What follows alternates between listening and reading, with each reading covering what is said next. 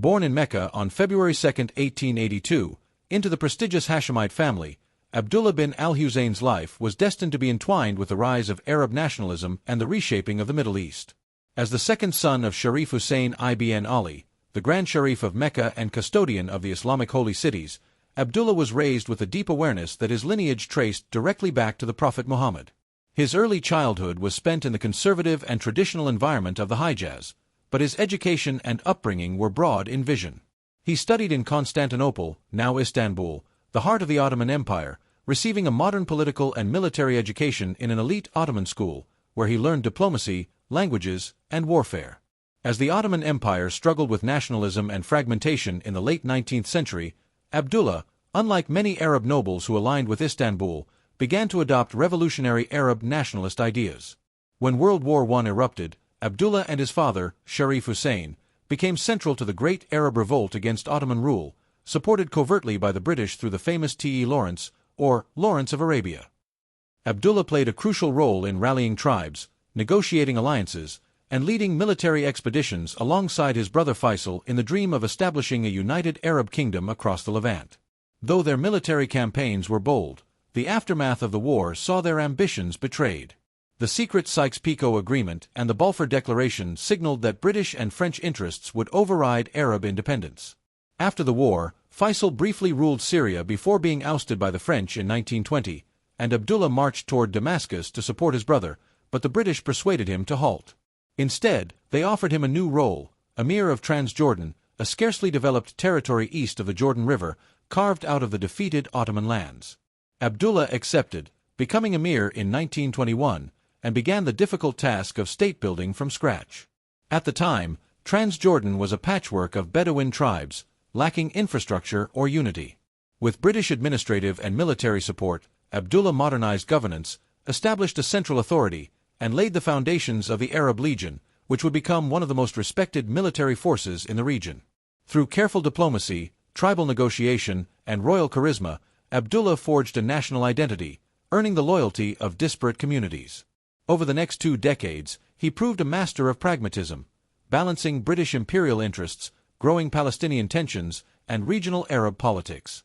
He championed Arab unity but never at the cost of Jordanian sovereignty.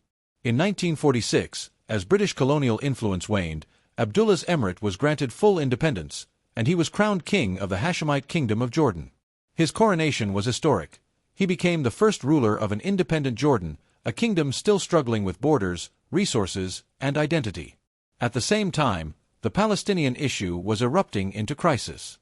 Abdullah envisioned himself as the future king of a greater Arab kingdom that would include Palestine and Syria, and when the 1948 Arab-Israeli War broke out after the declaration of the State of Israel, Abdullah ordered the Arab Legion into Palestine.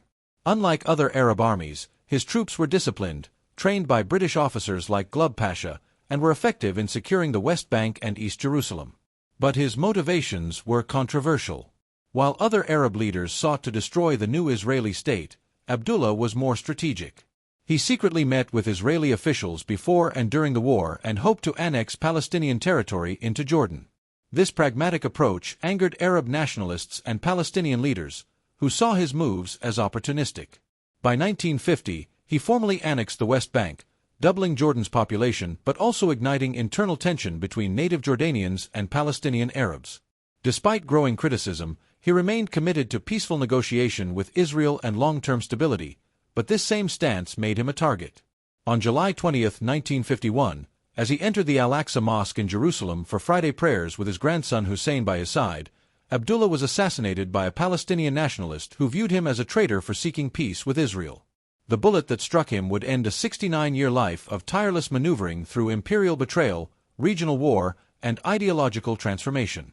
His assassination sent shockwaves through the Arab world. His grandson, Hussein, narrowly escaped the bullet and would later become king himself. Abdullah I's legacy is complex. He was both a product of imperial realpolitik and a dreamer of Arab unity, a monarch who believed in negotiation over war, and a nation-builder who turned a neglected territory into a functioning, if fragile, kingdom. Though often criticized by Arab nationalists for his moderate stance toward Israel, history has increasingly judged him as a pragmatic and far-sighted leader who foresaw that survival for Jordan lay in compromise, not confrontation. He left behind a country that, despite turmoil, has outlived many of its neighbors in stability, and his Hashemite dynasty continues to rule to this day. From his early days in Ottoman military schools to his final moments at one of Islam's holiest sites, Abdullah's life was shaped by shifting sands of empire, loyalty, ambition, and destiny. A king without illusions, he governed not with grandeur, but with calculated wisdom, forever remembered as the founder of modern Jordan.